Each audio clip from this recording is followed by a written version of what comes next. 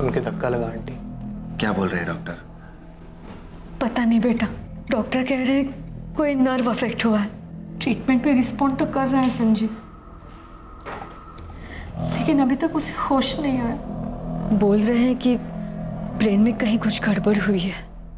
यहाँ संजीव आंख नहीं खोल रहा है और वहां पूनम का भाई मनोज कह रहा है संजीव पूनम को मारना चाहता था। बकवास कर रहे हो आंटी, इन सबके पीछे बल्लू का हाथ हो सकता है। हमने भी पुलिस को यही कहा कि बल्लू ने धमकी दी थी संजीव को मारने की और उसने ऐसा किया भी,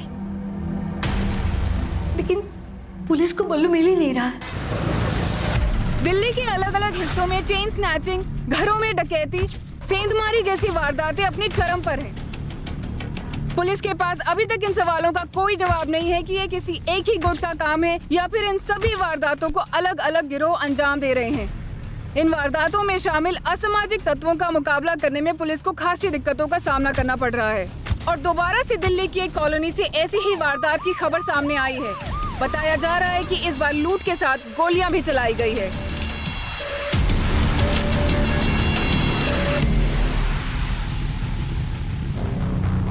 सर, दरवाजे पर कहीं भी फोर्स एंट्री के निशान नहीं है। चोर इस ग्रिल को काट कर ही घर के अंदर घुसे होंगे।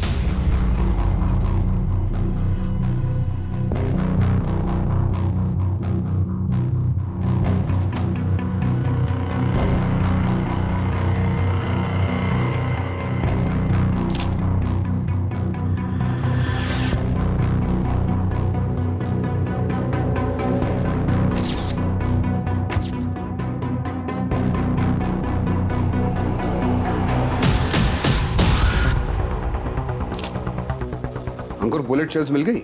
जी, टोटल 6 शेल्स मिले, 3 यहाँ बेड पर और 3 यहाँ फ्लोर से, जहाँ संजीव मिला।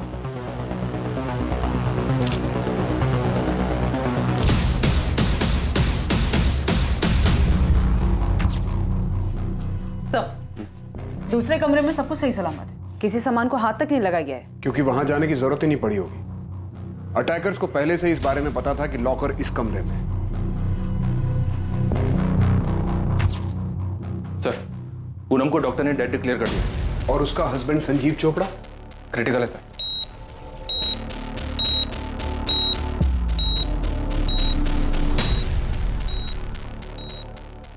संजीव चोपड़ा ऑपरेशन थिएटर में जिंदगी और मौत के बीच संघर्ष कर रहा था।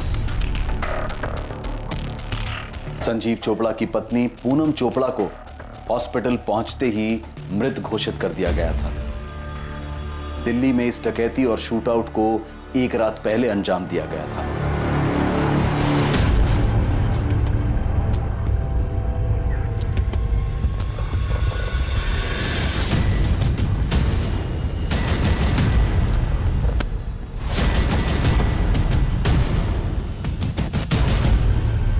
कौन है? अरे कौन है भाई?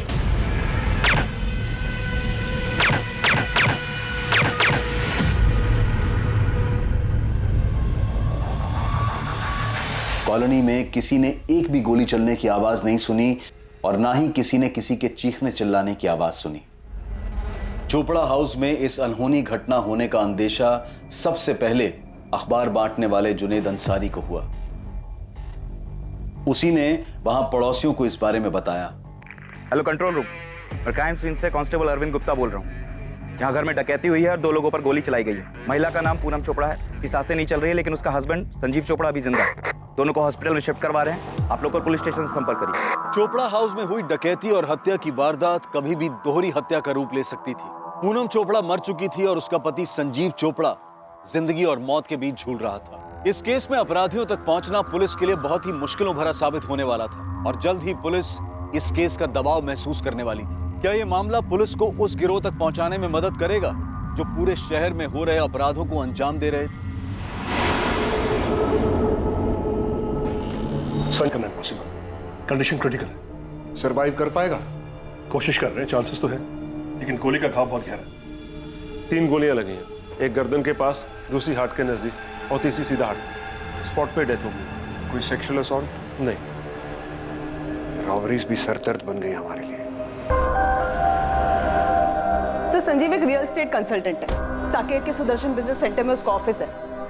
पिछले 5 सालों से चला रही है, सब खुद के दम पे शुरू किया है। A self made man. और उसकी वाइफ पूनम चोपड़ा?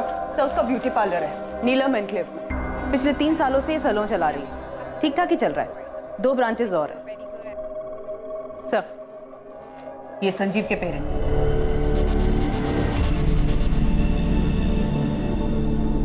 और सब पूनम के पेरेंट्स और उसका बड़ा भाई जायसवाल सर के साथ थाने में। वो काफी शौक है। नहीं रहेगा क्या मतलब? ऐसे कैसे बन गई हमारी बेटी? देवेंद्र जी, दरअसल आसपास किसी ने भी गोली चलने की आवाज नहीं सुनी, इसलिए इस वारदात के बारे में पता ही नहीं चला। और जब तक मेडिकल हेल्प पहुंची, उसे हॉस्पिटल ले जाया गया, तब तक डॉक्टर्स ने उसे ब्रॉड डेड डिक्लेयर कर दिया। और संजीव कैसा है? कंडीशन काफी क्रिटिकल है। ये सब हुआ कैसे?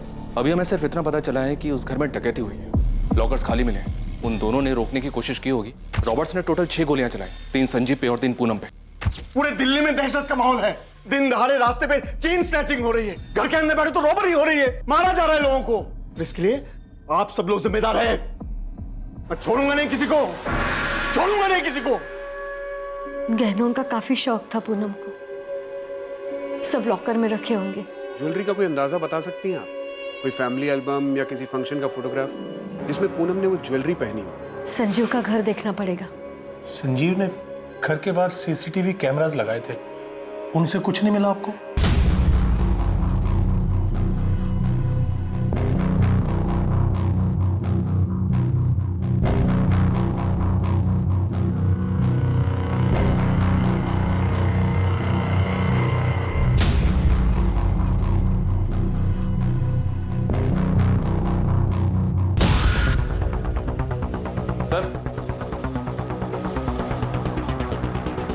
रिकॉर्डर इसी जगह पर होगा सर।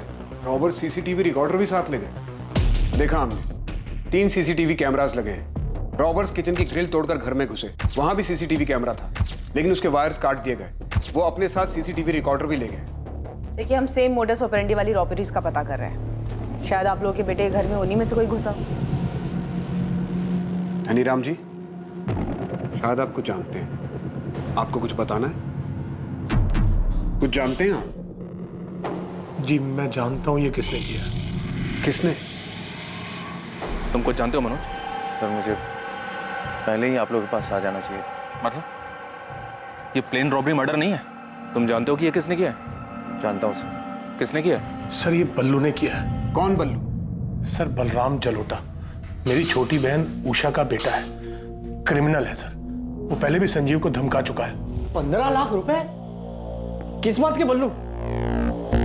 मेरा मुंह बंद करने के लिए फरीदाबाद वाली जमीन जो तुम्हें मिली है ना, वो डिस्प्यूटेड है और तुम नहीं चाहोगे कि उस पे मैं कोई सवाल खड़ा करूं। तुम बाहर में जाओ बल्लू, मैं एक दमड़ी भी नहीं दूंगा। सोच लो संजू, तुम्हारा काम ना बहुत अच्छे से चल रहा है, और वो भाभी का क्या बोलते हैं ब्यूटी पार्लर, वो भी अच्छे से चल रहा है। तो 15 लाख कोई बड़ी रकम नहीं है।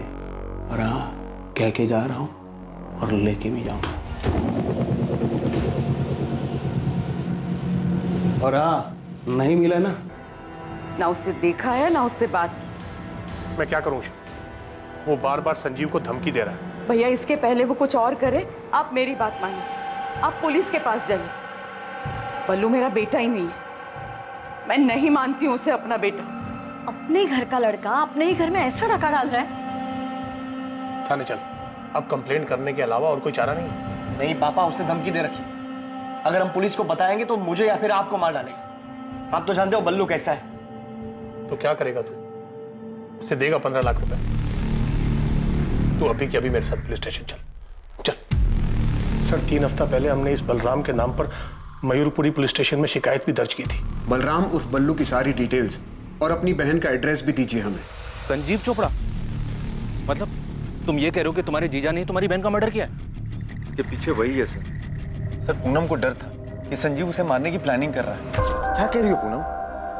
संजीव तुझे मारना चाहता है? हाँ मनोज, मुझे उसकी आंखों में दिख रहा है, कुछ समय से कुछ ज्यादा ही अच्छा पेश आ रहा है। और मुझे पूरा यकीन है कि उसके दिमाग में कुछ ना कुछ जरूर चल रहा है।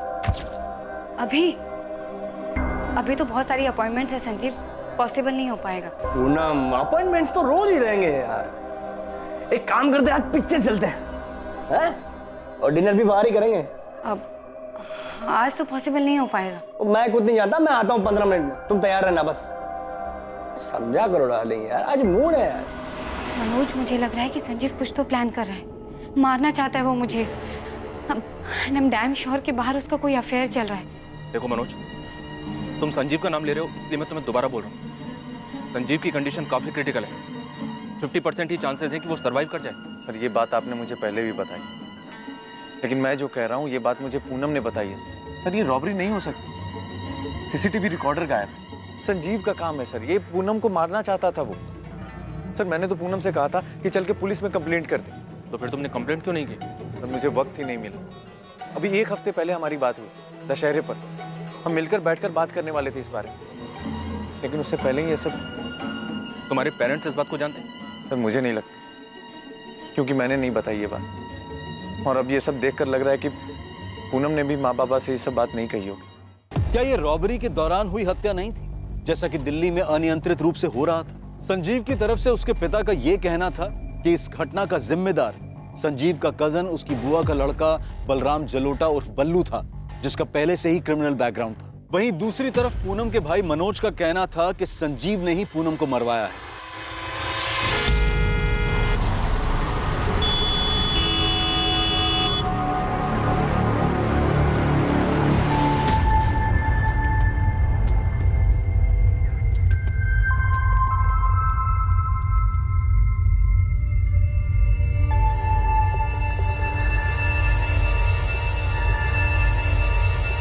देखिए, आप लोग सिर्फ 5 मिनट के लिए मिल सकते हैं। डॉक्टर, मेरा बेटा अब सेफ तो है ना? संजीव के वाइटल पैरामीटर्स को हम लोग मॉनिटर कर रहे हैं। एक बार स्टेबलाइज हो जाएंगे तो हमें दोबारा ऑपरेशन करना पड़ेगा। अभी तो हम यही कह सकते हैं कि condition is still critical. Sanjeev के फोन रिकॉर्ड्स निकलवाओ। दोनों के मोबाइल तो घर पर ही मिले हैं ना? जी सर, मोबाइल चोरी नहीं हुआ है। दिल्ली के आज तक के हाउस ब्रेक्स में यही ट्रेंड देखा गया है। लेकिन एक बात अजीब है सर, ये पूनम का भाई मनोज संजीव चोपड़ा का नाम ले रहा है। बिना आग के धुआं नहीं उठता। पड़ोसियों से पता करते हैं, सेल फोन और कॉल रिकॉर्ड्स काफी कुछ बताएंगे। यहाँ रॉबरी के एंगल के साथ बल्लू और मनोज का एलिगेशन, इन दोनों एंगल्स को भी देखना पड़ेगा। और यह भी हो सकता है कि किसी ने रॉबरी की आड़ में छिपकर यह काम किया। बल्लू, अब देखते ही गोली मार दीजिए बल्लू को। मेरा बेटा नहीं है वो। और हम नहीं जानते कि वो कहाँ है, और ना ही हमें कोई फर्क पड़ता है। उसने अपने ही भाई को मौत के मुंह पर लाकर छोड़ दिया, उसकी बीबी को मार दिया। आप उसे मार दीजिए। उषा जी, धीरज जी, आप लोगों का गुस्सा और संजीव के परिवार की तरफ आप लोगों की भावना एक तरफ है, लेकिन हमें बल्लू को पकड़ना। और बल्लू वो हमारा बेटा नहीं। जब वो पहली बार अरेस्ट हुआ था ना, हमने सारे रिश्ते तोड़ दिए थे उससे। बलराम जलोटा और बल्लू के नाम से कुछ 1 महीने पहले हमारे यहाँ कंप्लेन दर्ज हुई है। कंप्लेनेंट उसका कजन संजीव और उसके पिता धनीराम है। सर, संजीव और उसकी वाइफ पूनम के बारे में तो सुना ही होगा आपने। हाँ आरती, पता चला।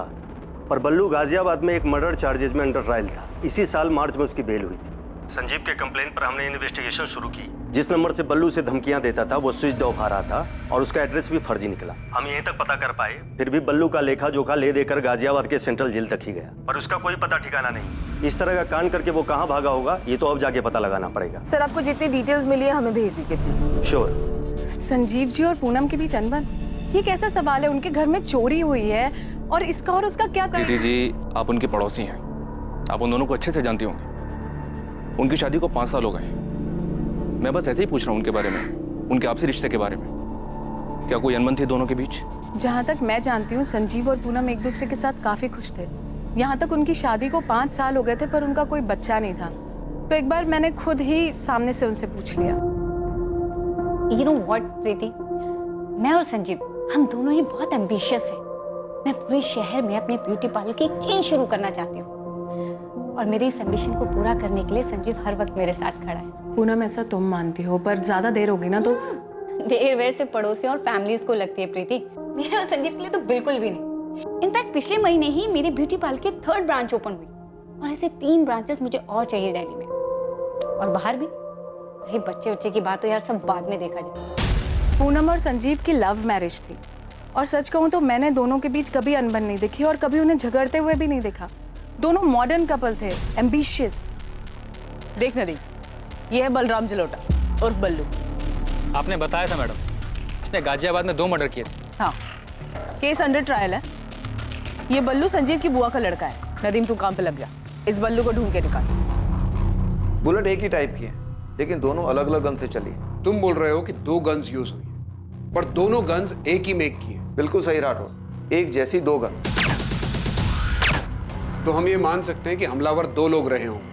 होना चाहिए, लेकिन घर में कोई निशान नहीं मिला, कोई फिंगरप्रिंट्स भी नहीं और किसी भी तरह का कोई निशान नहीं।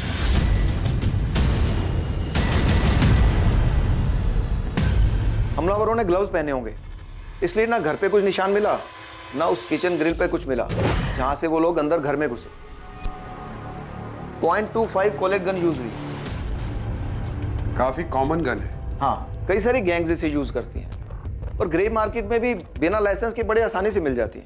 आपकी फाइंडिंग के हिसाब से न्यूज़पेपर डिलीवरी वाले ने सुबह ये डिस्कवर किया कि इस घर में ऐसा कुछ हुआ है, तो उस हिसाब से किसी पड़ोसी ने गोली चलने की आवाज नहीं सुनी। हम ये भी सोच रहे हैं कि इस सब से परे ये किसी गैंग का काम हो सकता है। क्राइम का मोटिव इंटरनल हो सकता है, लेकिन सीन ऑफ क्राइम से ऐसा लगता है जैसे किसी हिस्ट्री शीटर्स की इसमें इन्वॉल्वमेंट। किसी पुराने हिस्ट्री शीटर से बात करके देखो, वो इस क्राइम सीन को अच्छे से रीड कर सकता है। क्या कान भरे हैं तुम लोगों ने पुलिस के? उधर हॉस्पिटल में संजीव की माँ संजीव के लिए परेशान है, संजीव क्रिटिकल है, और तुम लोग कह रहे हो कि मेरा बेटा तुम्हारी बेटी को मारना चाहता था। अगर संजीव पूनम को मरवाना ही चाहता था तो वो अपने ऊपर गोलियां क्यों चलवाता? और ये मनोज, दिमाग खराब हो गया इसका, कुछ भी बके जा रहा है। पूनम ने मुझे ये बात खुद बताई थी कि डर है उसे कि संजीव उसे मारना चाहता था। क्या का डर? क्यों डर रही थी पूनम? क्योंकि संजीव का अफेयर चल रहा था। मनोज, मुझे लग रहा है कि संजीव कुछ तो प्लान कर रहा है, मारना चाहता है वो मुझे। आई एम डैम श्योर कि बाहर उसका कोई अफेयर चल रहा है। अफेयर चल रहा है? किसके साथ? अभी तो नहीं जानती, पर बहुत जल्दी जान जाऊंगी। कैसे? पता करवा रही हूँ मैं, पर इतना तो यकीन है कि संजीव अंदर ही अंदर कुछ तो प्लान कर रहा है। क्या पता कर रही थी पूनम? उसे क्या मिला? उसने सबको बताया क्यों नहीं? बोलो। अरे मिलता कैसे? ये सब तो उस बल्लू का क्या धरा था। वो मेरे बेटे को धमका रहा था और इस बात को पूनम अच्छी तरह से जानती थी। अगर पूनम को किसी बात से डर लग रहा था तो वो सिर्फ तुझे कहकर ही चुप क्यों हो गई, और किसी से क्यों नहीं कहा? यही बात तो मैं पूछ रहा हूं उससे। मुझे नहीं पता कि उसने किसी और से ये बात क्यों नहीं कही। अभी 1 हफ्ते पहले दशहरे के दिन मेरी उससे बात हुई थी। अब मैं इतनी बड़ी बात खुद से झूठ तो नहीं कहूंगा ना पापा। तो क्या हम बल्लू की बात निकालकर झूठ बोल रहे हैं? पूनम भी अच्छी तरह से जानती थी कि बल्लू संजीव को धमका रहा है। हमने उसकी पुलिस कंप्लेंट भी की थी। सर, एक कड़ी मिली है, जितेंद्र प्रसाद नाम है, अभी तिहाड़ जेल में है। ऐसे ही सिमिलर केस में कन्विक्ट हुआ है, रॉबरी कम मर्डर। जेल एसपी को इन्फॉर्म करो, मुझे अभी जितेंद्र प्रसाद से बात करनी है। आधे घंटे में पहुंच रहा हूँ। ओके सर, मैं मैसेज भिजवाती हूँ।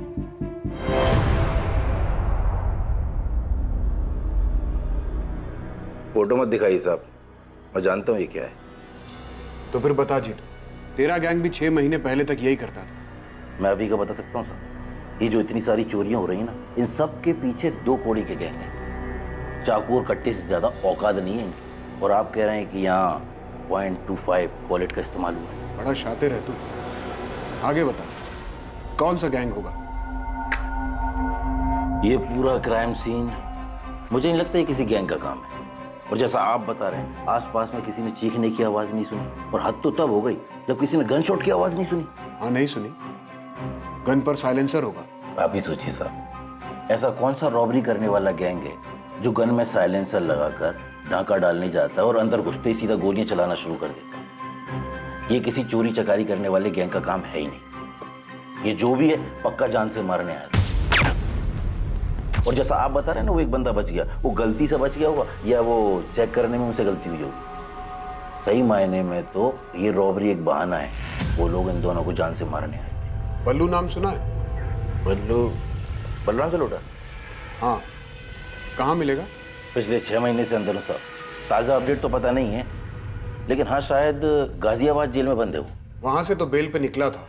फिर तो आप ही जानो साहब। वैसे ये कांड बल्लू ने किया? हाँ, ऐसी इन्फॉर्मेशन है हमारे पास, क्योंकि इस कांड में जो बंदा बुरी तरह से इंजर्ड हुआ है वो बल्लू का कजन है। मैंने पहले ही बोला था, ये आपसी रंजिश का मामला है, किसी गैंग का इसमें कोई हाथ है ही नहीं। धीरे धीरे अब ये साफ हो रहा था कि ये रॉबरी, ये शूट आउट, पूनम चोपड़ा की हत्या और संजीव चोपड़ा को जख्मी हालत में मरा हुआ समझकर छोड़ना कोई नॉर्मल रॉबरी या शूट आउट नहीं हो सकता था। क्या पूनम का डर कि संजीव उसे मारना चाहता था वाकई में सच था, या फिर ये शूट आउट बल्लू की धमकी का नतीजा था? इस केस में अब कुछ चौंकाने वाले खुलासे होने वाले थे। सर, मैं पूनम का पार्लर मैनेज करती हूँ।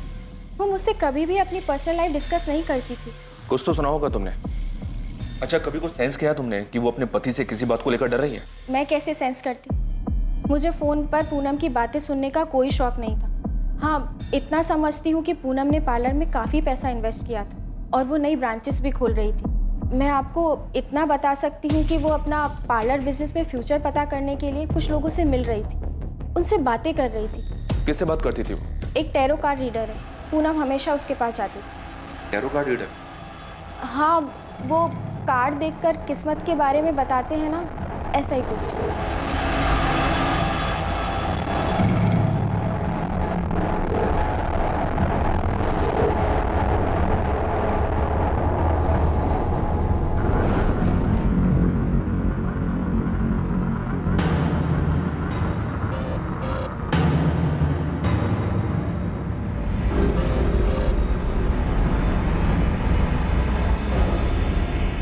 इसका क्या मतलब है तारा? पूनम, तुम किसी बात को लेकर परेशान हो? किसी बात की वजह से कोई मनमुटाव या झगड़ा चल रहा है ना? तारा भदौरिया नाम है उसका, टैरो कार्ड रीडर है। इसका फोन नंबर एड्रेस है तुम्हारे पास?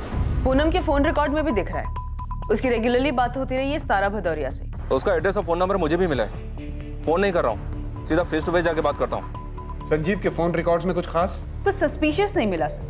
संजीव की अपने पेरेंट्स, अपनी वाइफ पूनम और कुछ दोस्तों से बात होती थी। पर हाँ, पूनम के कॉल रिकॉर्ड में बहुत सारे नंबर मिले हैं। जाहिर सी बात है, एम्बिशियस थी, अपने बिजनेस को बढ़ाना चाहती थी। रियल एस्टेट कंसल्टेंट है संजीव चोपड़ा। एक नंबर से तो काम नहीं चलता होगा उसका, जरूर उसके पास कोई दूसरा नंबर भी होगा। सर, मैं दूसरे नंबर का पता कर रही हूँ। वैसे संजीव ने अपने ऑफिस में भी सीसीटीवी कैमरास लगवाए थे, मैंने उसके फुटेजेस मंगवाए हैं।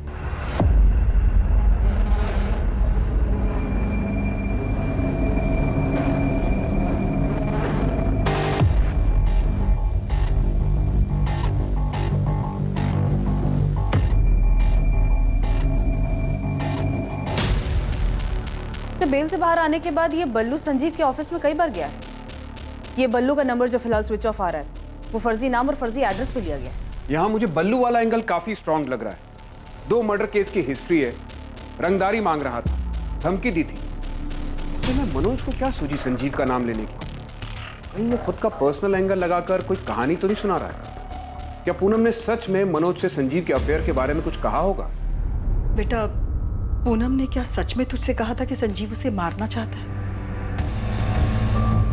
नहीं माँ, मैंने जानबूझकर बोली ये बात, क्योंकि मुझे अच्छा नहीं लग रहा कि घर में चोरी हुई, मेरी बहन मर गई और वो संजीव बच गया। जब पूनम ने मुझे ये बात बताई थी तो मुझे अजीब लगा था, और अब और अजीब लग रहा है जब मेरे माँ बाप मुझ पे ही शक कर रहे हैं। अरे आप लोग ही बताइए, मैं झूठ क्यों बोलूंगा, और मैं जानबूझकर इन्वेस्टिगेशन को गलत दिशा क्यों दूंगा? लेकिन बेटा, पूनम ने ना मुझसे कुछ कहा ना तेरे पापा से। अब उसने कुछ नहीं बताया तो मैं क्या करूं माँ? और कसम से माँ, मुझे भी कुछ दिन पहले ही बताया उसने, और हो सकता है कि वो तुम्हें बताने वाली हो, लेकिन उससे पहले ये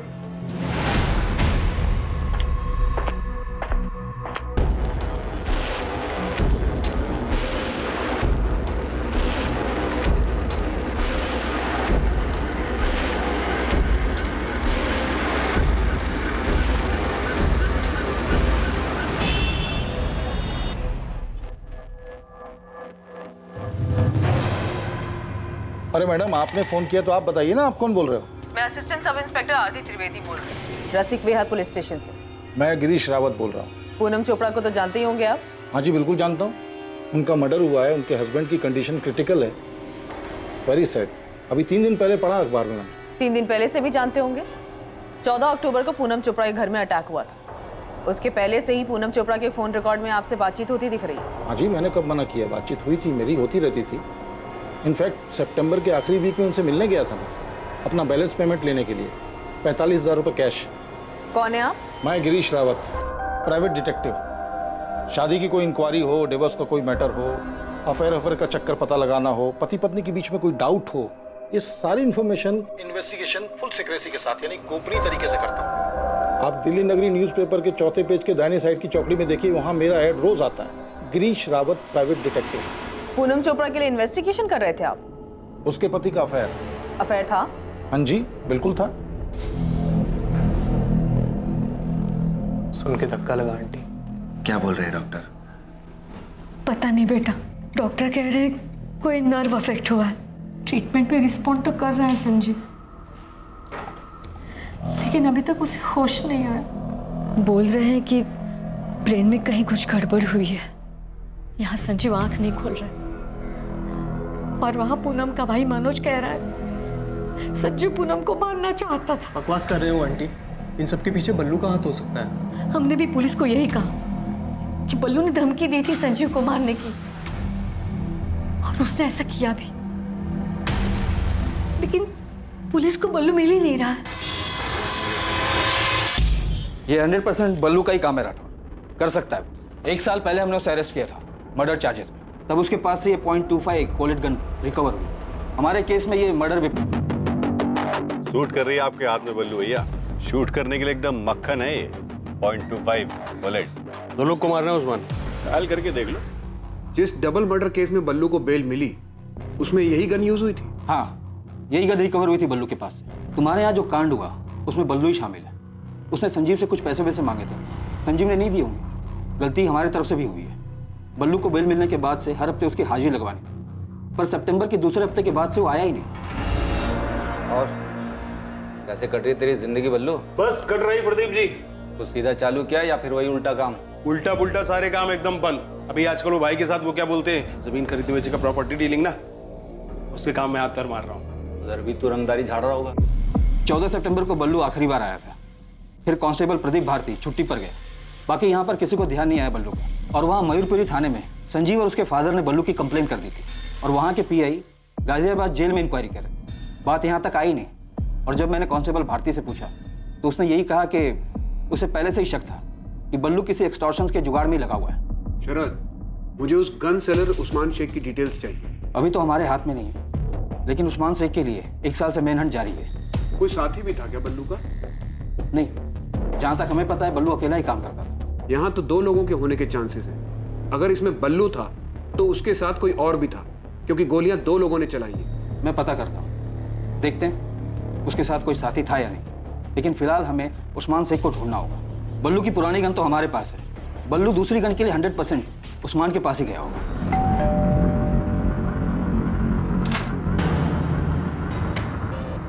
तारा बदौरी। यस। पूनम चोपड़ा के बारे में बात करनी मुझे आपसे। दुख हुआ पूनम के बारे में सुनकर, काफी परेशान थे।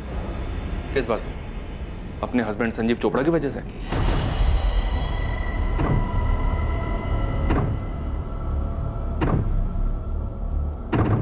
पूनम जानना चाहती थी कि उसके हस्बैंड का अफेयर किस लड़की के साथ था, और ये जानना मेरे लिए चुटकी बजाने के बराबर था।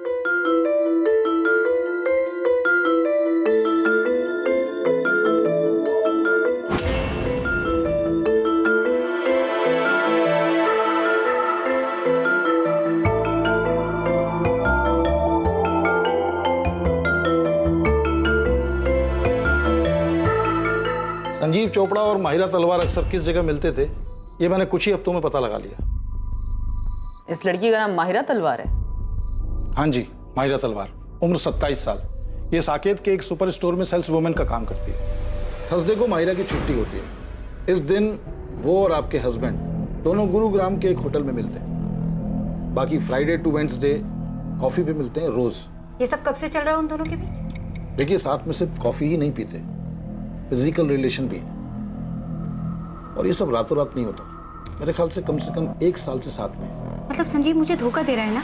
संजीव और माहिरा के बारे में मुझे जो कुछ मालूम पड़ा मैंने सब कुछ पूनम को बता दिया। और हाँ, एक बात और, रौनक विहार में माहिरा अकेली रहती है, 1 BHK अपार्टमेंट। लेकिन संजीव के फोन रिकॉर्ड में तो हमें इस माहिरा का नंबर नहीं मिला। 4440981 संजीव का दूसरा नंबर। पूनम ने अपने भाई से कहा था कि उसे डर है कि संजीव उसे मारने का प्लान कर रहा है। ये बात तुम जानते थे? जी, वो अपने हस्बैंड को लेकर काफी परेशान थी। उसका हस्बैंड उसे जान से मारना चाहता था, इसलिए उसने ये खुलकर कहा था आपसे? क्या संजीव उसे मारना चाहता था? हाँ, अभी आपने तो कहा कि वो संजीव को लेकर काफी परेशान थी, उसके अफेयर की वजह से। नहीं इंस्पेक्टर, मैंने आपसे ये कहा कि मैं ये जानती हूँ कि पूनम अपने हस्बैंड को लेकर परेशान थी, लेकिन मैं ये बिल्कुल नहीं जानती थी कि संजीव उसे मारना चाहता था। तो फिर आप और क्या जानती हैं?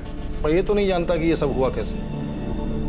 पर आप उल्टा कह रही हैं। मैं आपकी बात मान लेता अगर आप ये कह दी कि पूनम अपने हस्बैंड को मारने का प्लान बना रही थी। क्या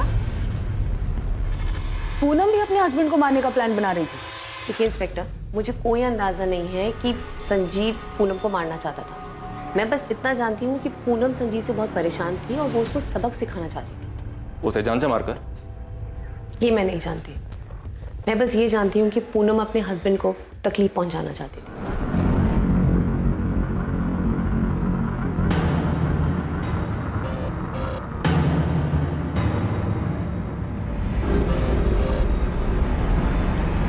टेन ऑफ स्वॉर्ड्स। क्या मतलब है इसका? मुझे कोई धोखा देने वाला है? I mean, मेरा हस्बैंड मेरी पीठ पर छुरा घोंपने वाला है? पूनम, तुम हमेशा पहले अपने पार्लर बिजनेस के बारे में पूछते थे, लेकिन अब ऑल ऑफ अ सडन तुम्हारे संजीव के बीच में सब ठीक है ना? धोखा दे रहा है वो मुझे तारा। मेरे पीठ पीछे उसका अफेयर चल रहा है, कोई लड़की है उसकी लाइफ में। तो बात करो उससे। और पूनम, ऐसा तो नहीं है कि तुमने कभी उसे धोखा नहीं दिया, है ना? तुम रिलैक्स करो। तुम मेरी हेल्प कर सकती हो प्लीज? तुम कुछ करो ना संजीव का।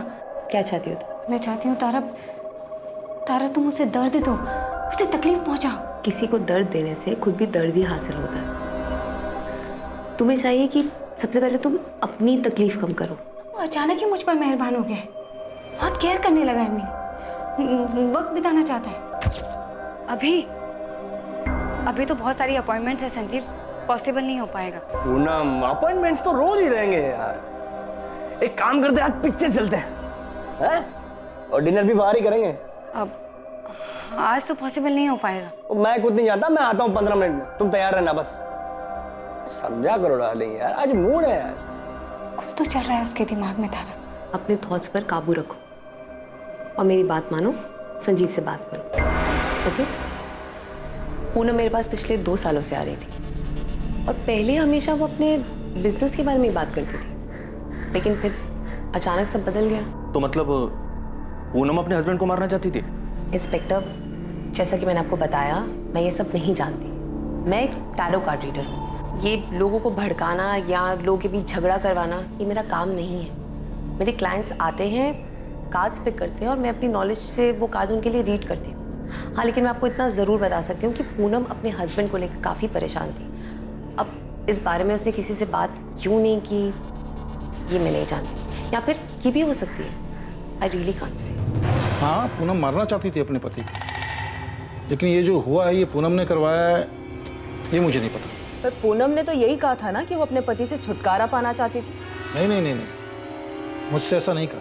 मुझसे तो सिर्फ हेल्प मांगी थी। कैसी हेल्प? कुछ था उसके दिमाग में, कोई आइडिया, बस उसी को पूरा करने की हेल्प मांग रही थी मुझसे। दिल्ली के गौतम नगर के एक घर में लूट। चांद विहार में लूट के वक्त लुटेरों को रोकने की कोशिश में घर का एक आदमी मारा गया। मयूर विहार में। पूनम जी, आप मुझसे क्या चाहती हैं ये बताइए। गिरीश जी, मुझे अपने पति से छुटकारा पाने के लिए आपकी हेल्प चाहिए। देखिए, आप घबराइए मत, सब कुछ रॉबरी जैसा ही लगेगा। पूनम जी, देखिए ये मेरा काम नहीं है। आपने अपने हस्बैंड के बारे में जानकारी चाहिए, मैंने आपको दी। अब आपको एडवाइस दे सकता हूँ कि आप उनसे डिवोर्स लीजिए और उनसे अलग रहिए। लेकिन ऐसा जो आप चाह रही हैं, ये मेरा काम नहीं है। ये क्राइम है, पागलपन है। और मैं आपको बताऊं, ऐसी सोच को अपने ऊपर हावी मत होने दीजिए आप। यू आर राइट, मुझे अपने हस्बैंड से बात करनी चाहिए। गिरीश जी, जब आपको मालूम था तो आपने हमें सामने से कॉल क्यों नहीं किया? क्या बताता मैडम मैं आपको कि उसके दिमाग में क्या चल रहा है, ये बताता? यस, यही बताते। आपको पहले से अंदाजा था कि ऐसा कुछ होने वाला है, जो कि हुआ भी।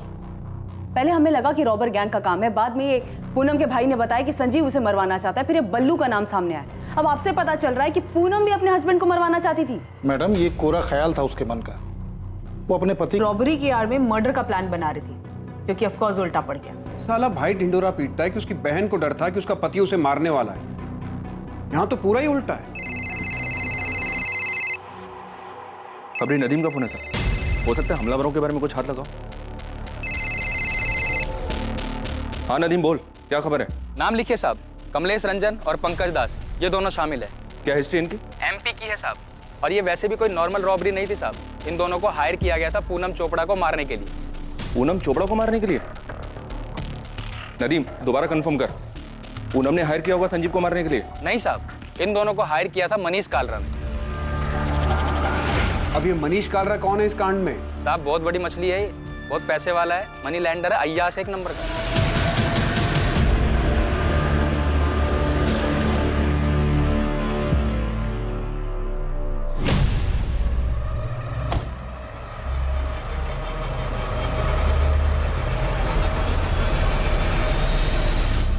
प्लान रेडी समझिए मनीष सेठ, बस आप फाइनल कीजिए कि कब, कैसे और कहाँ मारना है आपकी इस पूनम चोपड़ा को। जैसे मारना है मारो, लेकिन तड़प तड़प के मरनी चाहिए, इतना याद रख। आप उसकी फिक्र मत करो, आप हमारा 2 लाख एडवांस दे दो। खुशखबरी जल्दी मिलेगी, टीवी देखते रहना और बाकी के 5 लाख रेडी रखना। इस कांड के लिए कमलेश रंजन और पंकज दास ने अपने साथ तीसरे बंदे को भी मिलाया था। उस तीसरे बंदे का नाम है बद्रीनाथ दुबे। उसने मुझे खुद से फोन करके ये सब बताया। क्या जानता है इस कांड के बारे में बद्रीनाथ? जो तुमको चाहिए वो सब पता है मुझे, मैं सब कुछ जानता हूँ। लेकिन हाँ, जब तुझे मलाई मिलेगी ना तो मुझे भी याद रखना। ठीक है, चल बता। कमलेश रंजन और पंकज दास भी मुझे पैसे देने वाले थे। ये समझ लो कि मैं भी उस कांड में शामिल था, लेकिन सालों ने मेरे से उस पूनम चोपड़ा की सारी फील्डिंग करवाई। ब्यूटी पार्लर से घर, घर से ब्यूटी पार्लर, कहाँ जाती है, कहाँ रुकती है, सारा डिटेल दिया उनको। उन्होंने लूटा भी, कांड भी किया और उस मनीष सेठ से पैसे भी उठाए, पर जैसे ही पैसे मिले मुझे भूल गए। अब फोन बंद करके बैठे हैं। देख लो साहब, हम यहाँ ये एंगल खंगाल रहे हैं और ये कांड हुआ है ये मनीष कालरा के कहने। मनीष कालरा? हाँ, मनी लैंडर है। हाँ जानती हूँ, उसने पूनम के पार्लर में पैसे लगाए हैं। पूनम का अच्छा दोस्त है। दोस्त है? और क्या बताया तुम्हें उन दोनों के बारे में? अच्छा, उन दोनों की दोस्ती में कोई दरार आ गई थी क्या? सर, इसका तो मुझे कोई अंदाजा नहीं है, पर आप ऐसा क्यों पूछ रहे हैं? मनीष ने कुछ किया है क्या? वो भी हम जल्दी ही पता लगा लेंगे।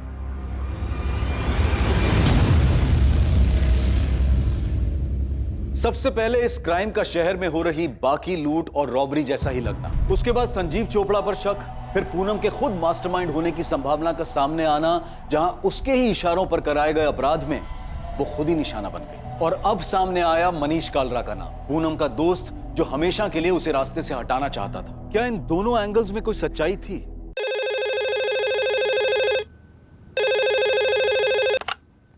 हेलो सर, वो बल्लू का फोन आया था। कब किया था? कहां से किया था ये तो नहीं बताया, लेकिन वो सब कुछ जानता है, सब कुछ। ये भी कि संजीव आईसीयू में है और उसने फिर से धमकी दी है अधूरा काम पूरा करने की। हेलो, कहा मामा, संजीव के पास नहीं हो क्या? बल्लू? चलो अच्छा है, आवाज से पहचान लिया मामा ने। मेरे भाई के घर से मुझे बस 2 लाख कैश और चुटुर पुटुर में 1.5 लाख की ज्वेलरी मिली है, और जान बचाने के लिए उसे तो 15 लाख देने थे। सुना है अभी भी सांसें चल रही हैं उसकी। बल्लू, कहाँ है तू? आपके पीछे ही खड़ा हूँ मामा। बस इतना समझ लो कि बहुत सांसें खींच ली हैं संजीव ने। अब और जीना है उसको तो मुझे पैसे दे दो, देर नहीं हुई अभी, वरना कब कितना खून पानी ऊपर नीचे होता है उसका हर खबर मिलती है मुझे। 1-2 पाइप निकाल दूंगा, पूरा ऊपर पहुंच जाएगा। बल्लू, बल्लू सर, ये इसी नंबर से कॉल आया था। आप फिक्र मत कीजिए धनीराम जी, संजीव के लिए कांस्टेबल लगा रहा हूँ यहाँ। पहले दिन से हम लोग यही कह रहे हैं कि ये सब बल्लू ने किया है। पता नहीं वो मनोज बार बार संजीव का नाम क्यों ले रहा है। वो बिजनेस तुम्हारा है पूनम, अब वो मुनाफे में रहे या घाटे में, मुझे उसे कोई मतलब नहीं। मुझे नहीं पता कि संजीव ने तुम्हारा साथ किस लिए दिया, लेकिन मैं फेवर नहीं कर सकता। I am sorry. हो प्लीज, मैं तुमसे फेवर मांग भी नहीं रही हूँ मनोज, मैं सिर्फ पापा जी के गुरुग्राम वाले फ्लैट की बात कर रही हूँ। हाँ तो वो फ्लैट मेरे नाम पर है। हाँ है तो, उसमें मेरा भी हिस्सा है। शायद तुम भूल रही हो, उस फ्लैट के हिस्से के बदले में पापा जी से तुमने बहुत पैसे ले लिए और शायद बर्बाद भी कर दिए। मेरे सिर्फ एक केस करने की देर है मनोज, समझे? तो डिस्प्यूटेड प्रॉपर्टी हो जाएगी वो, और उसमें मेरा भी शेयर है, शायद तुम भूल रहे हो। हाँ तो तुमने अपने शेयर के बदले में कैश ले लिया है ना। मनोज, मुझे सिर्फ पैसे चाहिए, एनी हाउ जरूरत है मुझे। अब चाहे तुम मार्केट रेट पे 50% कैश दो या फिर फ्लैट बेचकर मुझे पैसे दो। तुम बहुत सेल्फिश हो पूनम। तो तुम्हें भी अपनी छोटी बहन के लिए अपने दिल में थोड़ी सी बड़ी जगह कर लेनी चाहिए।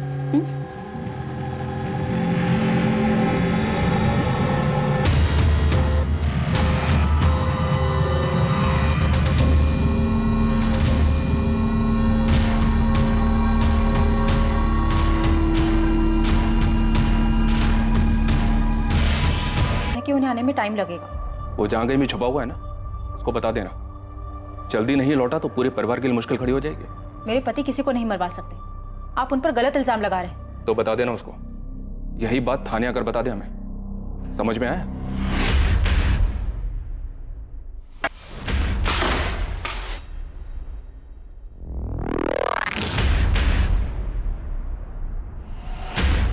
मैं तुम्हें बर्बाद कर दूंगी मनीष, कहीं का नहीं छोड़ूंगी तुम्हें।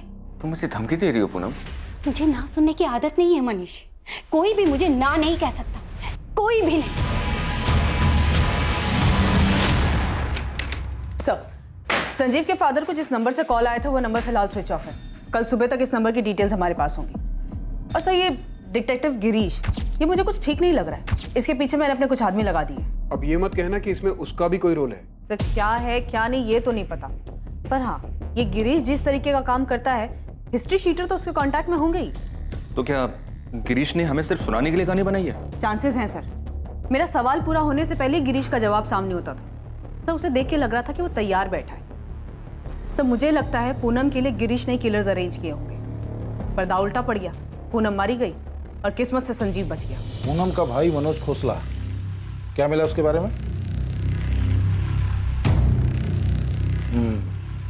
इंटरेस्टिंग, ठीक है, काम आएगा अपने। तो बहुत दिमाग लगा के इस गिरीश ने कहानी बनाई कि पूनम उसके पास रॉबरी और मर्डर का प्लान लेकर आई। तो जो कहानी हमें गिरीश ने सुनाई उसमें सारे एंगल्स हैं। तो मुझे ऐसा लगता है कि गिरीश जैसे शातिर आदमी ने ये सारा प्लान रचाया है। सबके सब बहुत शातिर लोग हैं सर, किसी की क्रिमिनल हिस्ट्री, किसी की आपसी रंजिश। एक ये बल्लू है जो संजीव से पैसे मांग रहा था, और दूसरा ये मनीष कालरा। कहने को तो पूनम का इन्वेस्टर दोस्त है, पर इन दोनों के बीच चल क्या रहा था कुछ पता नहीं। और अब तुम्हें इस डिटेक्टिव गिरीश रावत के ऊपर डाउट है कि इसने पूनम की हेल्प की होगी इस कांड को करवाने में। और इस सबसे अलग, पूनम का भाई मनोज, वो संजीव के नाम का ढोल पीट रहा है सर। तो संजीव और मनोज के बीच में क्या चल रहा था अब तो उसके होश में आने के बाद ही पता चलेगा। पर अभी तो हमें मनीष का पता लगाना होगा और साथ ही गिरीश रावत पर भी नजर रखनी होगी। और इनके साथ बल्लू, कमलेश रंजन और पंकज दास को ढूंढना होगा। अगर ये दोनों मिल गए तो समझो आगे की कहानी भी मिल गई।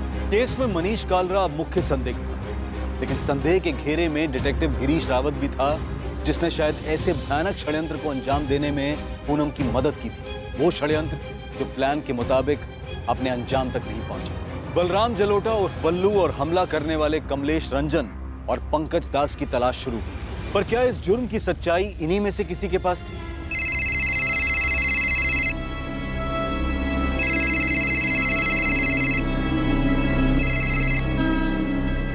शोएब, मुझे परेशान मत करो। होटल शाइनिंग मून, जहांगीरपुरा, यही बात मेरे सामने आकर बोल दो। मैं नहीं आऊंगी। आना पड़ेगा। मैं नहीं आऊंगी, सुना तुमने? तो तुम भी कान खोलकर सुन लो। एक फोन करने के बाद पुलिस भी तुम्हारी बात नहीं सुनेगी। तुम ब्लैकमेल कर रहे हो मुझे? ब्लैकमेल? तुमने मर्डर किया है माहिरा, पूनम को मार दिया है तुमने, और संजीव को मरने के लिए छोड़ दिया, तो कभी भी मर सकता है। मैंने कुछ नहीं किया है। होटल शाइनिंग मून 12 बजे आ जाना। किसी को कुछ नहीं पता चलेगा कि तुमने क्या किया।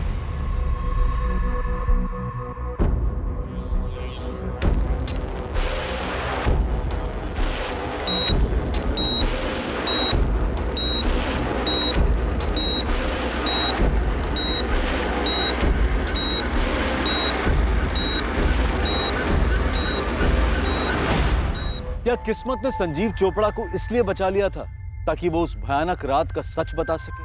कहते हैं जाको राखे साइयां मार सके ना कोई। क्या संजीव के साथ भी ऐसा ही होने वाला था? क्या हुआ था उस रात, कैसे हुआ था, किसने किया था? इन सारे सवालों के जवाब हमें मिलेंगे कल रात 11 बजे इस केस के दूसरे और आखिरी भाग में। जय हिंद।